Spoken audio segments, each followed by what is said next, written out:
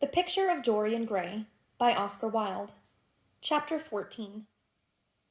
At 9 o'clock the next morning his servant came in with a cup of chocolate on a tray and opened the shutters. Dorian was sleeping quite peacefully, lying on his right side with one hand underneath his cheek. He looked like a little boy who had been tired out with play or study.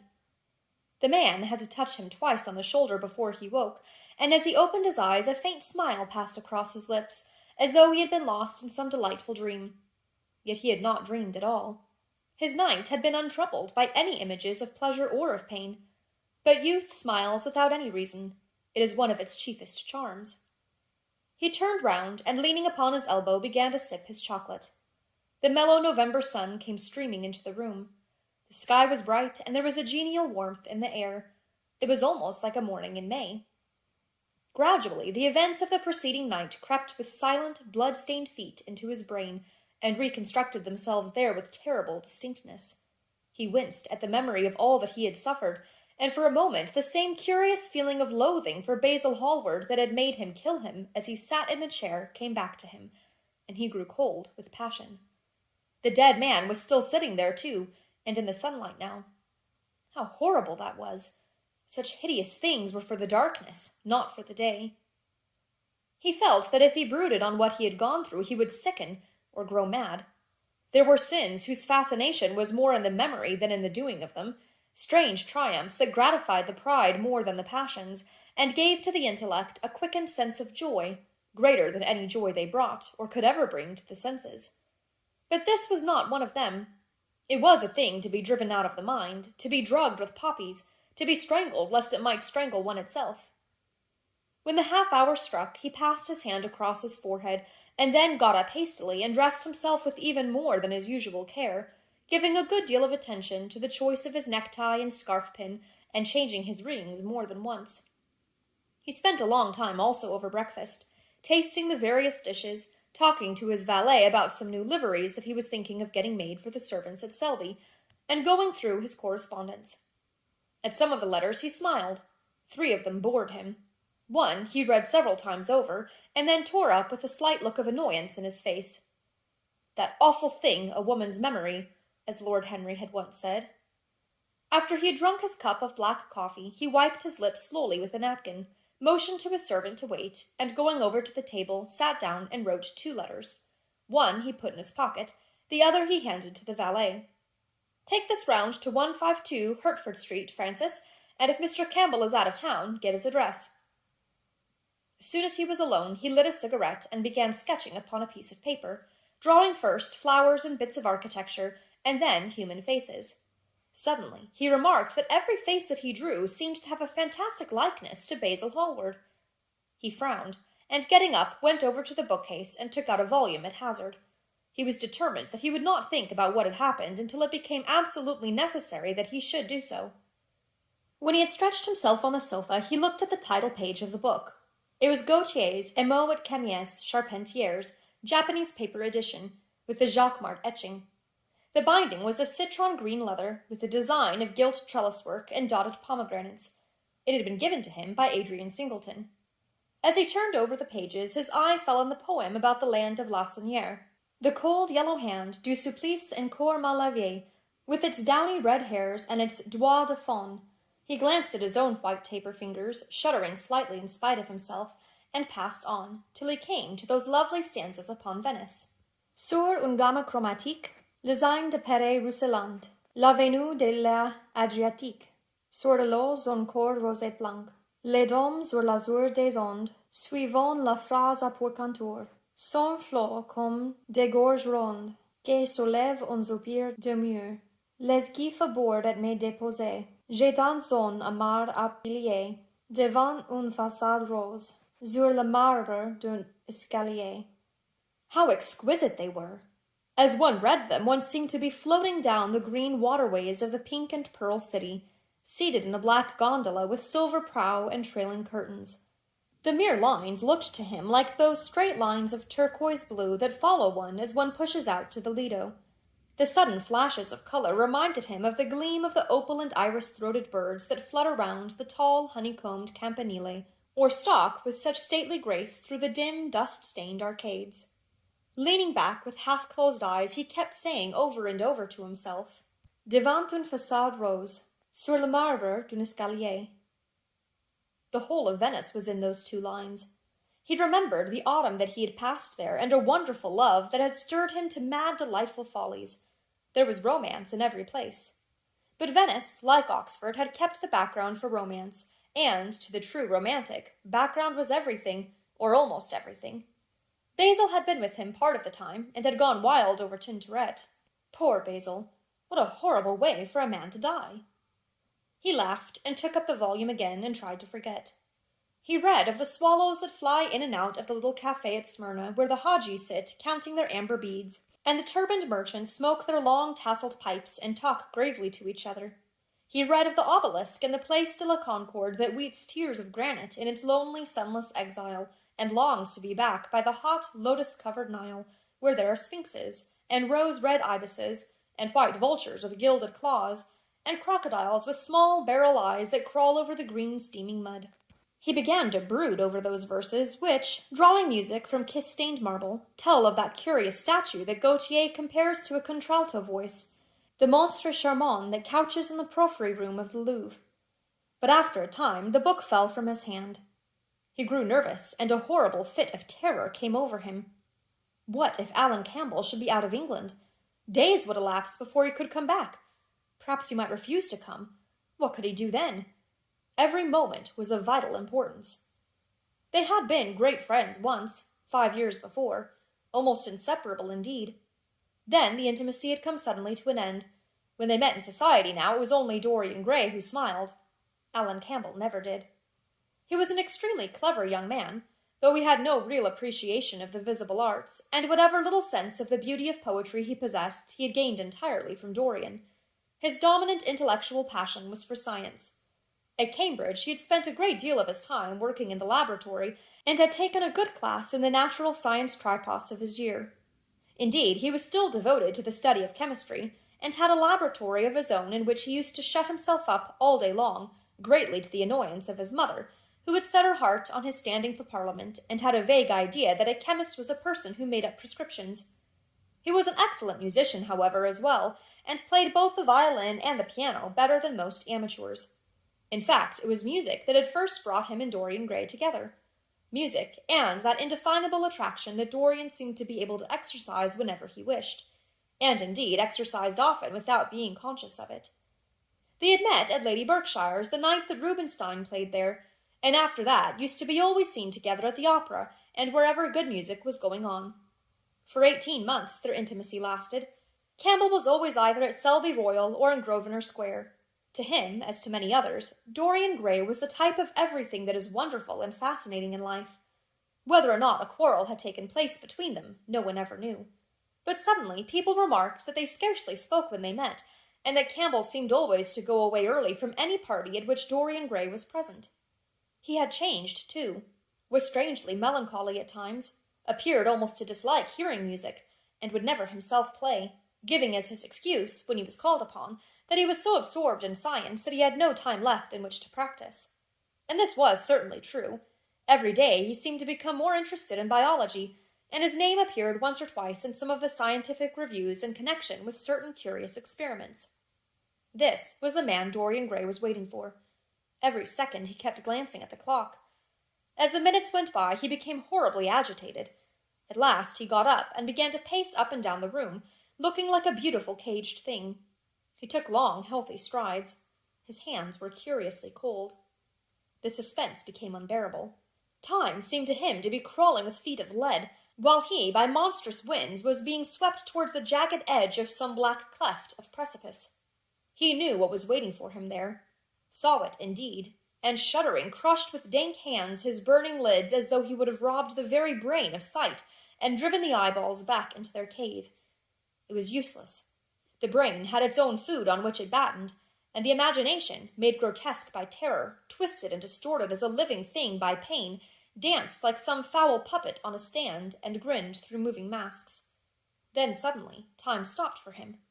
Yes, that blind, slow-breathing thing crawled no more, and horrible thoughts, time being dead, raced nimbly on in front, and dragged a hideous future from its grave, and showed it to him. He stared at it. Its very horror made him stone. At last the door opened, and his servant entered. He turned glazed eyes upon him.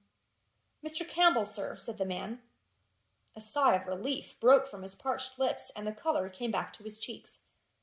"Ask him to come in at once, Francis." He felt that he was himself again. His mood of cowardice had passed away. The man bowed and retired. In a few moments Alan Campbell walked in, looking very stern and rather pale, his pallor being intensified by his coal-black hair and dark eyebrows. "Alan, this is kind of you. I thank you for coming."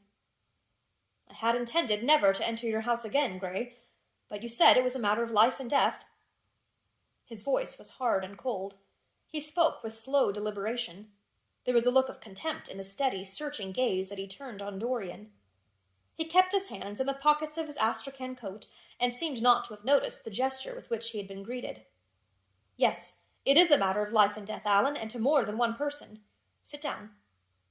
Campbell took a chair by the table, and Dorian sat opposite to him. The two men's eyes met.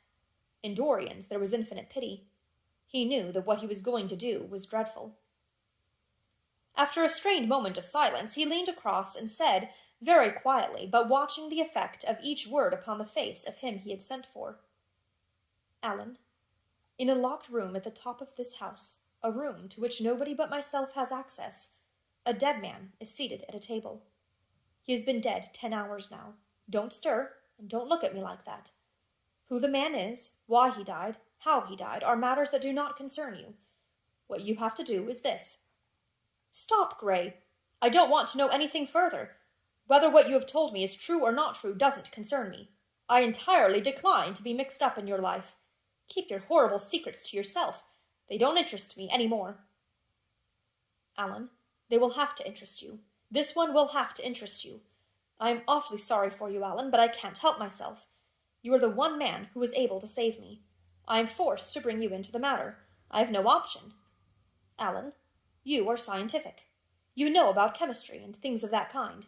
You have made experiments.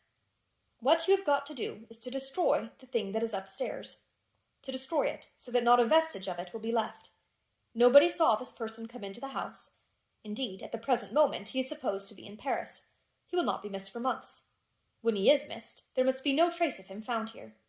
You, Alan, you must change him, and everything that belongs to him, into a handful of ashes that I may scatter in the air."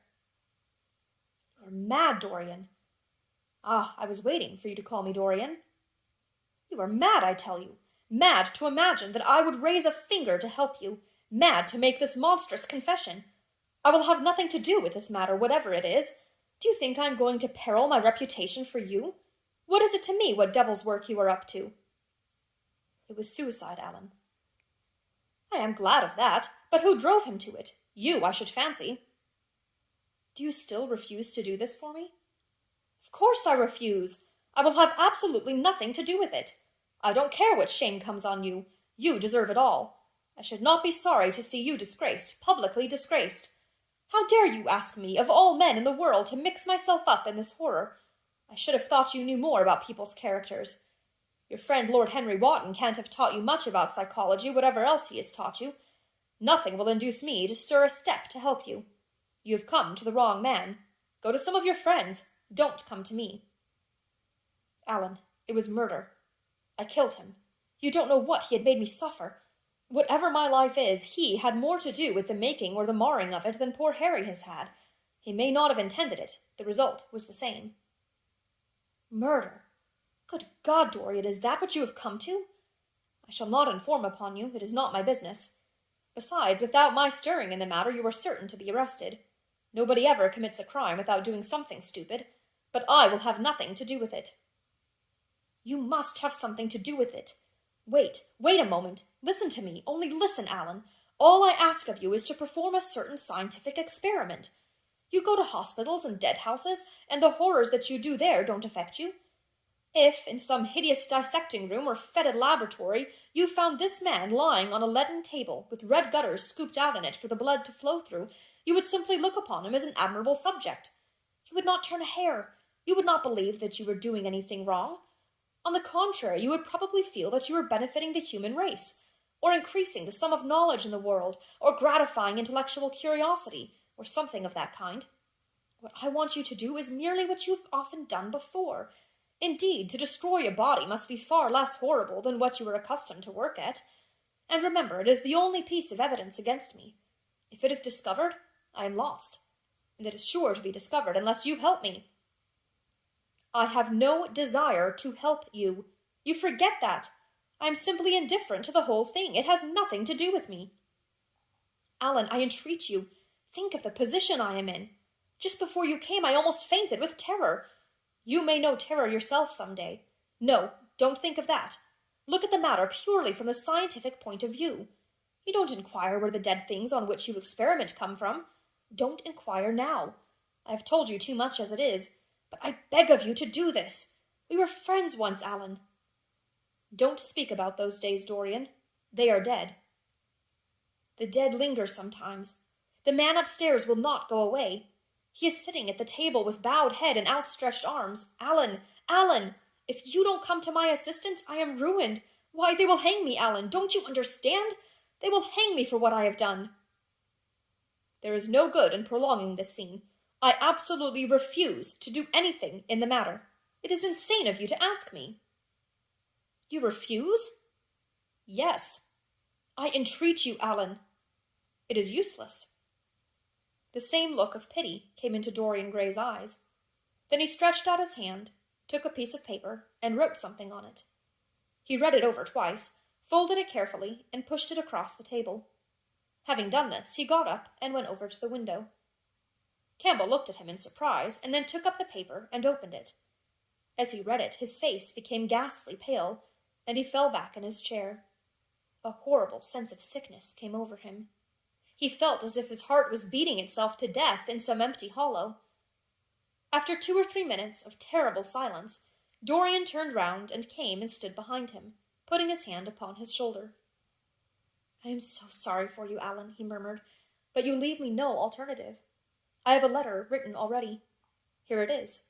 You see the address. If you don't help me, I must send it. If you don't help me, I will send it. You know what the result will be. But you are going to help me. It is impossible for you to refuse now. I tried to spare you. You will do me the justice to admit that. You were stern, harsh, offensive. You treated me as no man has ever dared to treat me. No living man, at any rate. I bore it all.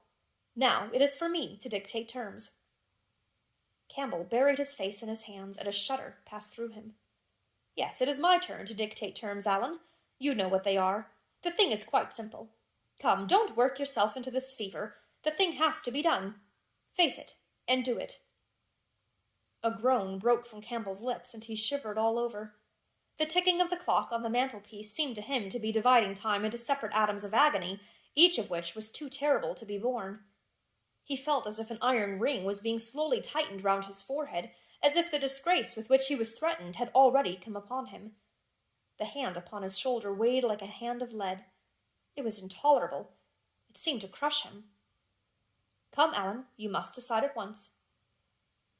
I cannot do it, he said mechanically, as though words could alter things. You must. You have no choice. Don't delay. He hesitated a moment. Is there a fire in the room upstairs? Yes, there is a gas fire with asbestos. I shall have to go home and get some things from the laboratory. No, Alan, you must not leave the house. Write out on a sheet of notepaper what you want, and my servant will take a cab and bring the things back to you. Campbell scrawled a few lines, blotted them, and addressed an envelope to his assistant. Dorian took the note up and read it carefully. Then he rang the bell and gave it to his valet, with orders to return as soon as possible and to bring the things with him. As the hall door shut, Campbell started nervously, and having got up from the chair, went over to the chimney-piece. He was shivering with a kind of ague. For nearly 20 minutes neither of the men spoke. A fly buzzed noisily about the room, and the ticking of the clock was like the beat of a hammer. As the chimes struck 1, Campbell turned round, and looking at Dorian Gray, saw that his eyes were filled with tears. There was something in the purity and refinement of that sad face that seemed to enrage him. You are infamous, absolutely infamous, he muttered. Hush, Alan. You have saved my life, said Dorian. Your life? Good heavens, what a life that is! You have gone from corruption to corruption, and now you have culminated in crime. In doing what I am going to do, what you force me to do, it is not of your life that I am thinking." "Ah, Alan," murmured Dorian with a sigh, "I wish you had 1,000th part of the pity for me that I have for you." He turned away as he spoke, and stood looking out at the garden. Campbell made no answer. After about 10 minutes, a knock came to the door, and the servant entered, carrying a large mahogany chest of chemicals, with a long coil of steel and platinum wire, and 2 rather curiously shaped iron clamps. "Shall I leave the things here, sir?" he asked Campbell. "Yes," said Dorian, "and I am afraid, Francis, that I have another errand for you. What is the name of the man at Richmond who supplies Selby with orchids?" "Harden, sir." "Yes, Harden. You must go down to Richmond at once, see Harden personally, and tell him to send twice as many orchids as I ordered, and to have as few white ones as possible. In fact, I don't want any white ones. It is a lovely day, Francis, and Richmond is a very pretty place. Otherwise I wouldn't bother you about it." "No trouble, sir. At what time shall I be back?" Dorian looked at Campbell. "How long will your experiment take, Alan?" he said in a calm, indifferent voice. The presence of a third person in the room seemed to give him extraordinary courage. Campbell frowned and bit his lip. "It will take about 5 hours," he answered. "It will be time enough, then, if you are back at 7:30, Francis. Or stay, just leave my things out for dressing. You can have the evening to yourself. I am not dining at home, so I shall not want you." "Thank you, sir," said the man, leaving the room. "Now, Alan, there is not a moment to be lost. How heavy this chest is! I'll take it for you. You bring the other things." He spoke rapidly, and in an authoritative manner. Campbell felt dominated by him. They left the room together. When they reached the top landing, Dorian took out the key and turned it in the lock. Then he stopped, and a troubled look came into his eyes. He shuddered. "I don't think I can go in, Alan," he murmured. "It is nothing to me. I don't require you," said Campbell coldly. Dorian half opened the door. As he did so, he saw the face of his portrait leering in the sunlight. On the floor in front of it the torn curtain was lying. He remembered that the night before he had forgotten, for the first time in his life, to hide the fatal canvas, and was about to rush forward when he drew back with the shutter. What was that loathsome red dew that gleamed, wet and glistening, on one of the hands, as though the canvas had sweated blood? How horrible it was! More horrible it seemed to him for the moment than the silent thing that he knew was stretched across the table, the thing whose grotesque, misshapen shadow on the spotted carpet showed him that it had not stirred, but was still there, as he had left it. He heaved a deep breath, opened the door a little wider, and with half-closed eyes and averted head walked quickly in, determined that he would not look even once upon the dead man. Then, stooping down and taking up the golden-purple hanging, he flung it right over the picture. There he stopped, feeling afraid to turn round, and his eyes fixed themselves on the intricacies of the pattern before him. He heard Campbell bringing in the heavy chest, and the irons, and the other things that he had required for his dreadful work. He began to wonder if he and Basil Hallward had ever met, and if so, what they had thought of each other. "Leave me now," said a stern voice behind him. He turned and hurried out, just conscious that the dead man had been thrust back into the chair, and that Campbell was gazing into a glistening yellow face. As he was going downstairs, he heard the key being turned in the lock. It was long after 7 when Campbell came back into the library. He was pale, but absolutely calm. "I have done what you asked me to do," he muttered. "And now, goodbye. Let us never see each other again." "You have saved me from ruin, Alan. I cannot forget that," said Dorian simply. As soon as Campbell had left, he went upstairs. There was a horrible smell of nitric acid in the room, but the thing that had been sitting at the table was gone.